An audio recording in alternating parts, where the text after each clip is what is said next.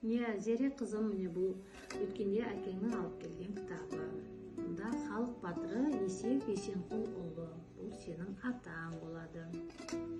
Ер есімі ел есінде деген оймен жарыққа шыққан бұл кітап жоңғар шапқыншылығына қарсы күресте туған елін жаудан қорғап, ерлігін елге үлгісін көрсеткен қазақтың баһадүр батыры, көрнекті тарихи тұлға Есек Мерген Есенқұлұлы.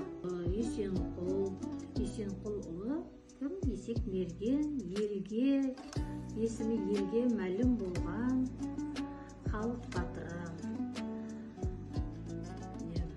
Есек ата ұрпақтары міне Табынбай, Айдана дейді.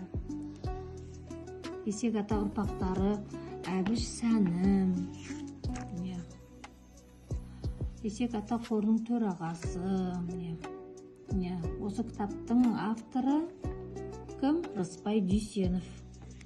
Көрдің ғой.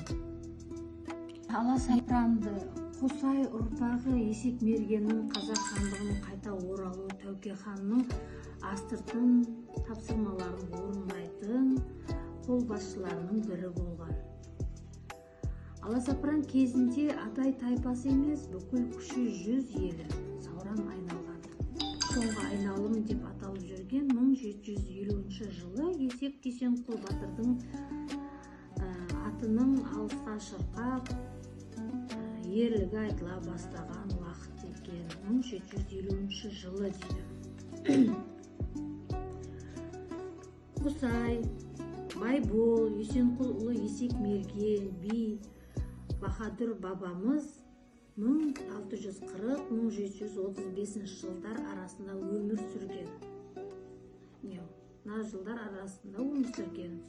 1735 жылы 95 жасында қазақтың жері Шу мен Талас маңдарында жоңғар басқыншылығынан қорғаудан асқан ерлік көрсеткен Есек батыр ауыр жараланып, өз аманатын кімге тапсырады екен? Өзінің інісі Қоңыр биге табыстайды.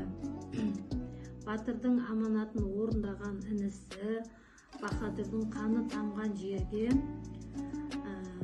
тобылғы қамыс томардан 9 тұрпат жасатып, оны 9 түйеге артып, 9 жаққа жіберген.